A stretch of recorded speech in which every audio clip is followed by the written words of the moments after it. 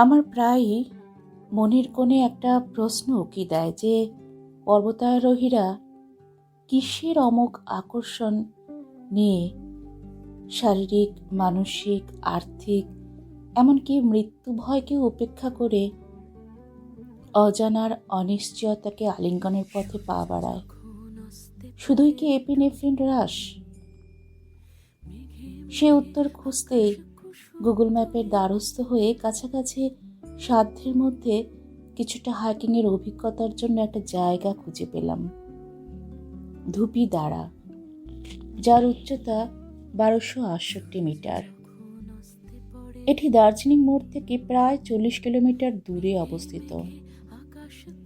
ঋষি road বা Siliguri Mirik road হয়ে সিংবলি চা বাগান অতিক্রম করে ডান দিকে মিলিকতুং চা বাগানকে রেখে বাদিকে একটা রাস্তা চলে গেছে পূর্ব ফাগুড়ি চা বাগানের দিকে।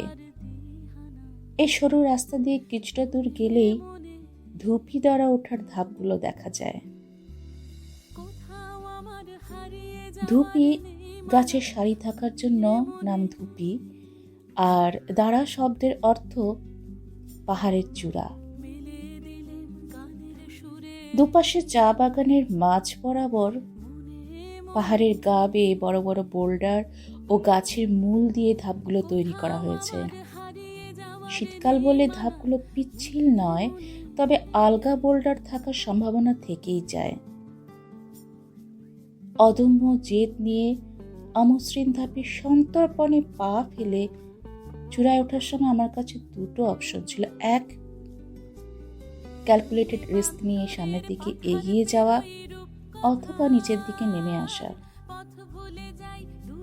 ঠিক আমাদের জীবনের মতো কঠিন পরিস্থিতিতে এক পায়ের সামনে আরেক পা দিয়ে ক্রমাগত সমস্যা ঠেলে সমাধানের চূড়োয় পৌঁছানো। এই সময় নিচে কতটা হার্ডল অতিক্রম করে এসেছি সেদিকে না তাকিয়ে শুধুমাত্র সামনের লক্ষ্যে পৌঁছানোর স্থির নিশ্চয় রাখতে হয়। আর তারপরে তো মুক্ত আকাশ। অভিকর্ষের বিরুদ্ধে প্রায় 30 ডিগ্রি নতিমাত্রায় থাকা অমসৃণ ধাপগুলো পেরোতে দম ফুরিয়ে আসছিল ঠিকই, কিন্তু পূর্ণ আত্মবিশ্বাস নিয়ে চূড়ায় পৌঁছে দেখলাম ধুপি গাছগুলো সারিবদ্ধ হয়ে অভ্যর্থনা জানানোর জন্য অপেক্ষমান। এক মুঠো তাজা কিন্তু গতিময় বাতাসের স্পর্শ মেখে চারিদিকে তাকিয়ে দেখলাম পাহাড়ের ঢালগুলো পাংশুটে সবুজ চা বাগানের চাদর গায়ে জড়িয়ে আছে। ছায়া প্রদানকারী গাছের পাতাগুলো যেন সেই গতিময় বাতাসের তালে তাল মিলিয়ে বসন্ত আগমনের প্রত্যাশায় স্থির দাঁড়িয়ে আছে। সারিবদ্ধ ধুপি পাতার ফাঁক দিয়ে এক চিলতে আকাশ দেখতে ভালোই লাগছিল, আর কল্পনা করছিলাম তারাভরা রাতের সেই দৃশ্যপট। প্রকৃতির কোলে বিমুক্ত হলেই আমি খানিকটা ডিফল্ট মোডে চলে যাই।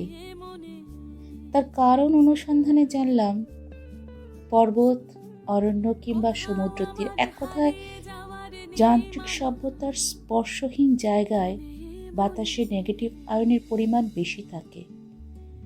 এই নেগেটিভ আয়ন আমাদের মস্তিষ্কের অক্সিজেন প্রবাহ বাড়িয়ে দেয়। পিয়ার্স জে হাওয়ার্ড, যিনি the owners manual for the brain গ্রন্থের লেখক, এক গবেষণা সমৃদ্ধ সমীক্ষায় দেখেছেন যে বিশেষ কিছু প্রাকৃতিক পরিবেশে বাতাসে প্রচুর পরিমাণে অদৃশ্য নেগেটিভ আয়ন উৎপন্ন হয়, যা শ্বাস প্রশ্বাসের মাধ্যমে আমাদের রক্ত প্রবাহে প্রবেশ করে মুড এনহ্যান্সিং হরমোন বা ফিল গুড হরমোন অর্থাৎ সেরাটোনিনের ক্ষরণ বাড়িয়ে তোলে। ফলে ব্লাড প্রেশার, অ্যাংজাইটি, ডিপ্রেশনের জন্য দায়ী হরমোন কর্টিসলের মাত্রা কমে যায় এবং আমাদের শরীর ও মানসিক, এক কথায় বলা যেতে পারে জীবনের শক্তি বেড়ে যায়। শুধু তাই নয়, এই নেগেটিভ আয়ন অ্যালার্জির হাত থেকেও রক্ষা করে।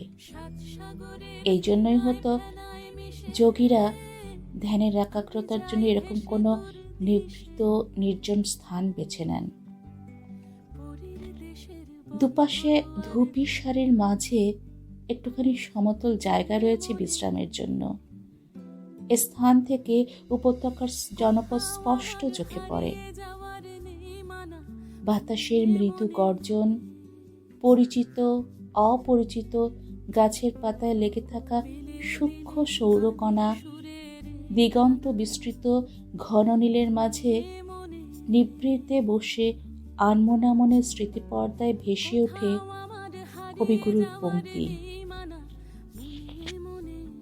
আজি মোর মরুধ্বনি কেন জাগিল রে, আজি মোর মরুধ্বনি কেন জাগিল রে, মমু পল্লবে পল্লবে হিল্লোলে হিল্লোলে থরু থরু কম্পন লাগিল রে।